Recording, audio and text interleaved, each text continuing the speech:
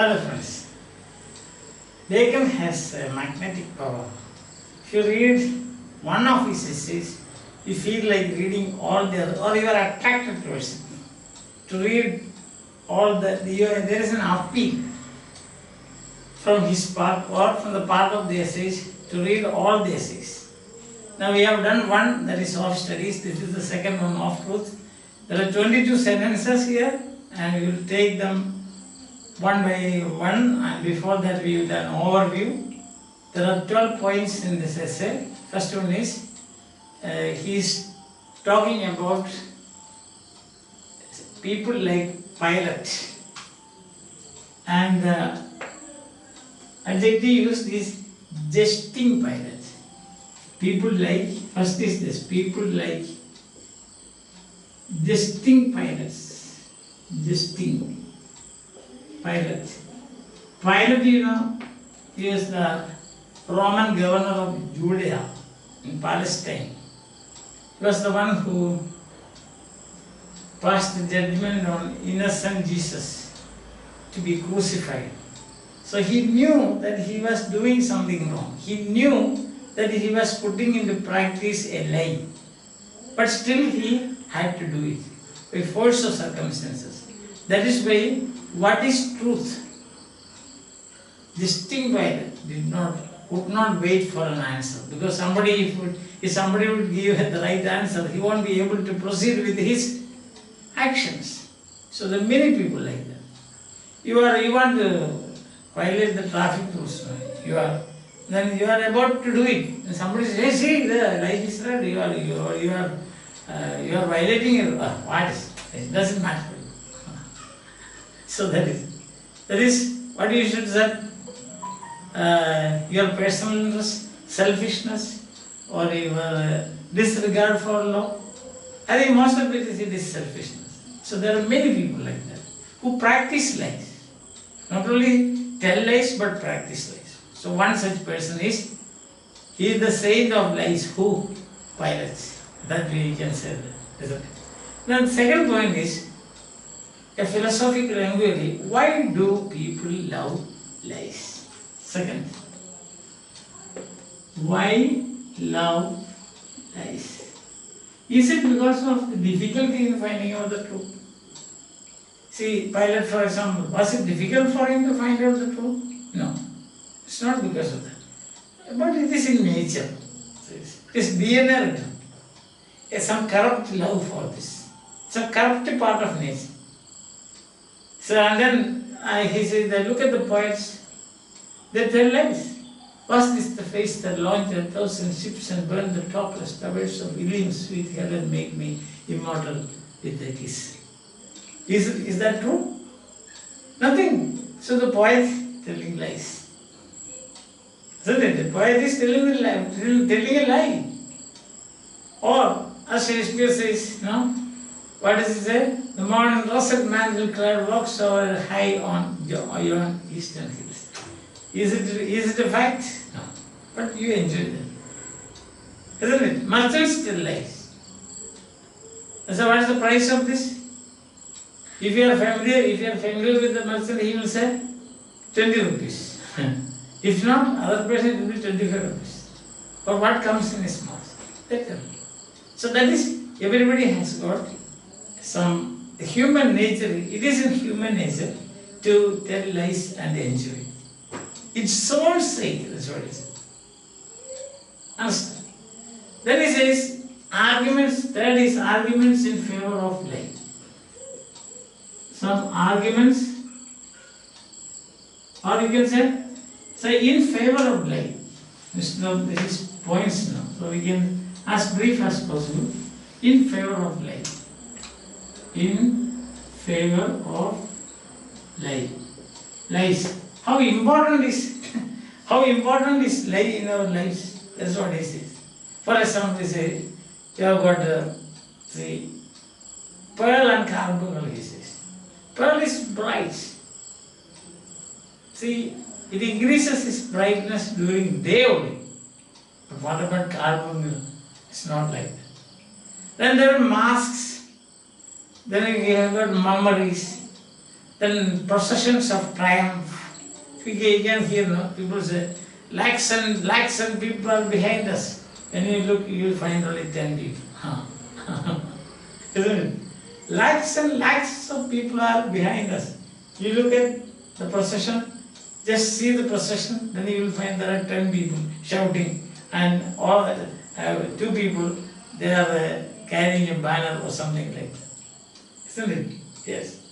And then it says, it gives pressure, a mixture of lie, some exaggeration. It always gives you some pressure. See that? So, flattery, for example. And somebody, oh, your face is like the sun. Nobody's face can be like the sun, but you enjoy that flattery. How often do we flatter people? One day there is a story like that. A person, funeral oration of a person was being given by a priest. So he was praising this man in such a way, he was a Shylock. When he was alive, he was a Shylock, miserly, no good to anybody. But the priest said that, oh, he was a great man, he was as good as the Good Samaritan and so on. Then some people went and looked inside the coffin to see, is this the person that the priest is referring to? Lie. But there is a saying in Latin, Nisi bonum dicet de mortui. That may be the reason. See, the Latin saying is, de mortui, nisi bonum dicet. They about mortui means death, nisi nothing but. About the death, the meaning is about the death, nothing but good. Bonum, good. Dicet, good be said. Dicet, dictate to say. So that may be the reason. After death, you should not say anything bad about that person. So, de mortui nisi bonum dicet, meaning about the dead, nothing but good be said. Don't say anything but good about the dead. I think now that is clear to you. So that may be the reason. So, without this you cannot live. You know your boss is a terrible fellow. But what did you do in the morning? You smile and say, good morning sir, how are you? Fine. Oh, very great. Without this, you cannot live in this way. Understand? And then you see, a poesy, for example. Fourth point is about poesy. That is, vinum demonum, they say. Vinum demonum means wine of devils. That's what it is. Vinum demonum. And fifth point is, all lies. Fifth point is harmful lies. Harmful lies. Vinum, wine. Demonum. Demonum means wine of the devils. Said Augustine said like this. And now this one is harmful. All lies are not harmful. Suppose he is a very nice fellow, doesn't matter. But that lie that passeth into and sinketh into the mind, that means deliberately. Suppose you are lying in the court of law and it does harm to a person, that's bad. That is, lie that sinketh into, means sinks into your mind.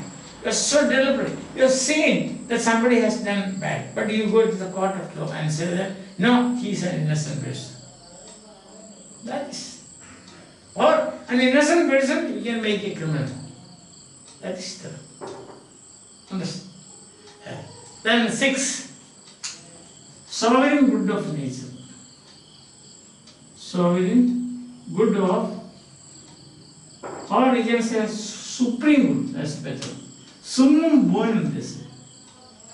Understand? Summum bonum. That's again Latin. Or better, the supreme good. Supreme good of life. Latin is a summum. Bonum. Bonum means good. Bona fide and summum means highest. The highest good. That is the sovereign good of nature. What is the sovereign good of nature? Inquiring truth. Trying to find out truth, that is falling in love with truth. Knowledge of truth, that means you live in truth. And the third is, when you believe in truth, you are leading your life in such a way. So always move in truth. That is the best. Satyameva jayate. Satyameva jayate. That is our, even before Bacon said this, our rishis or our wise people, our gurus, they have already given us this principle of life. Satyameva jayate. So the inquiry of truth, the knowledge of truth, the belief in truth, that is the sovereign good of nature, the best man, honest. Honesty is the best policy. You know the story, I did not tell you about Washington, George Washington story. I don't want to repeat it, 1,000 times probably you might have heard this. Isn't it? So that is the sovereign good of nature. And then says, God's work, he says. God's work. What did God do? God do during the days. Days means the days of creation. First he enlightened the senses. See, body. Body senses. Second, that's a kind of truth, no? Second, intellect. Then afterwards, he is illuminating his spirit. So God's work is always to show you the paths of truth. So if you are searching for truth, if you know truth, if you live in truth, then what are you doing? You become like God. You remember that saying in Portia, that is court scene, says, her speech. When you do good charity, you become like God. Forgiveness. Forgiveness. When you forgive, you become like God. So when you love, you become like God. And forgiveness is nothing but one of the effects of love. Truth. Forgiveness. Simple. Love and truth. So the major virtue we can say is truth. All the other virtues, they dance along truth. So that's why. So that's what this is. Sovereign good of human nature. Then God does this. Understand?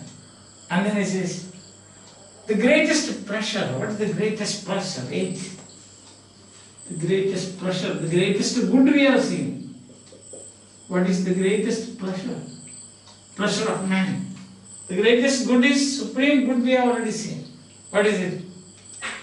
Search truth, know truth, and believe in truth. What is the greatest pleasure? The greatest pleasure is you stand at a higher pedestal. Higher pedestal means the pedestal of truth. And look down and see how people commit errors. How they deviate from truth. That is a great pleasure, he says. Jesus Christ, you remember, hanging on the cross, he says, Father, forgive them, because they don't know what they are doing. Very, very important in our life. You may be a great man, you may be having 1,000 people working under you.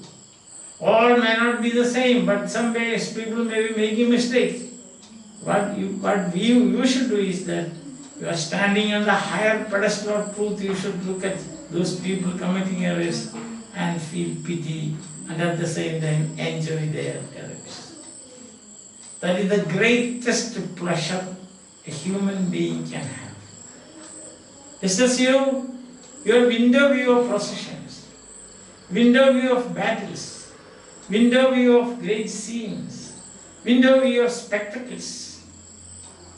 Exactly like that, this is window view of the errors of human beings. You stand at the higher pedestal of truth and watch the people committing errors, then you will think that, oh, what a thing it is. What a silly thing that they are doing. Just like we can say, no. Suppose you are a grown-up person, then there is a baby in your house. The baby will be doing whatever the baby does is, according to the grown-up person, is wrong. But at the same time, he laughs. That kind of attitude. So that is what he means.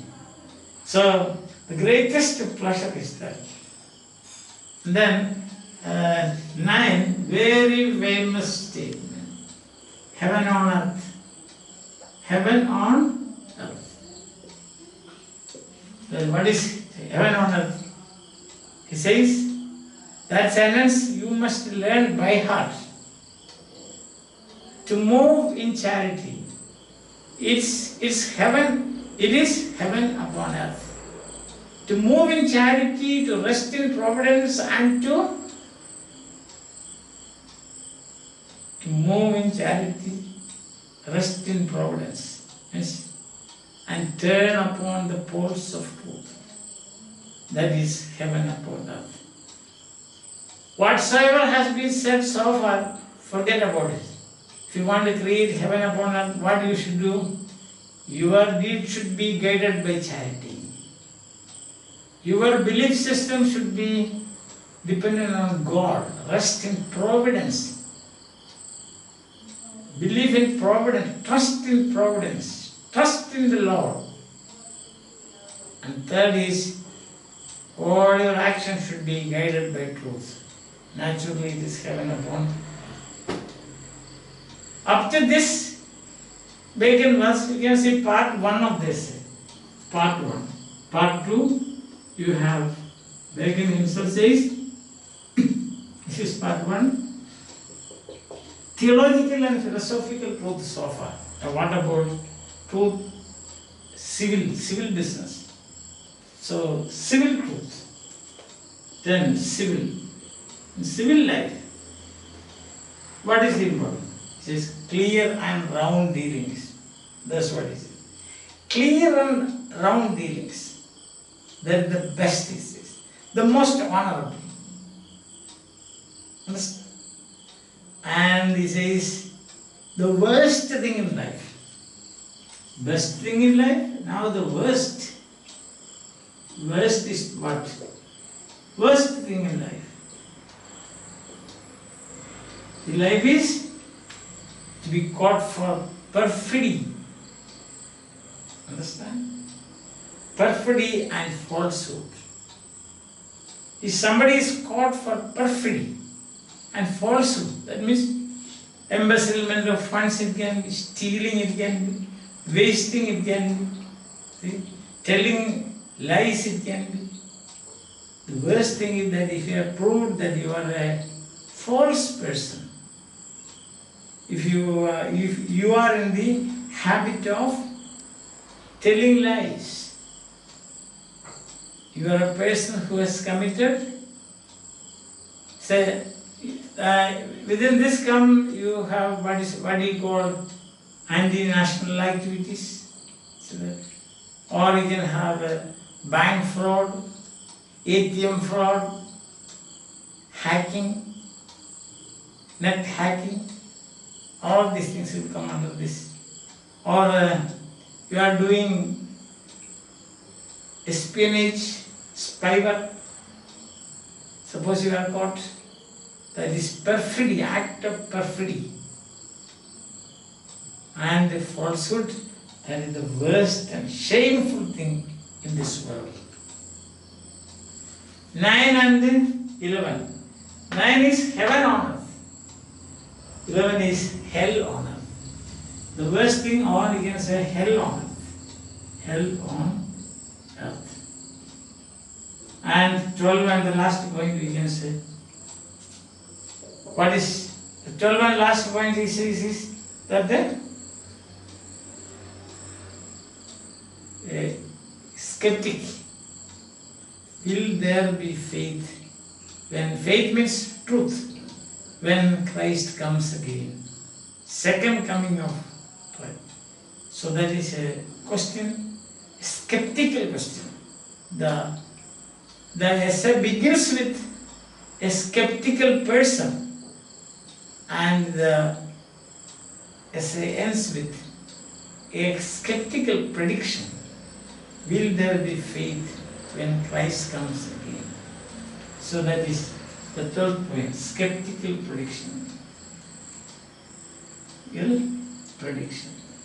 So these are the 12 points in 22 sentences.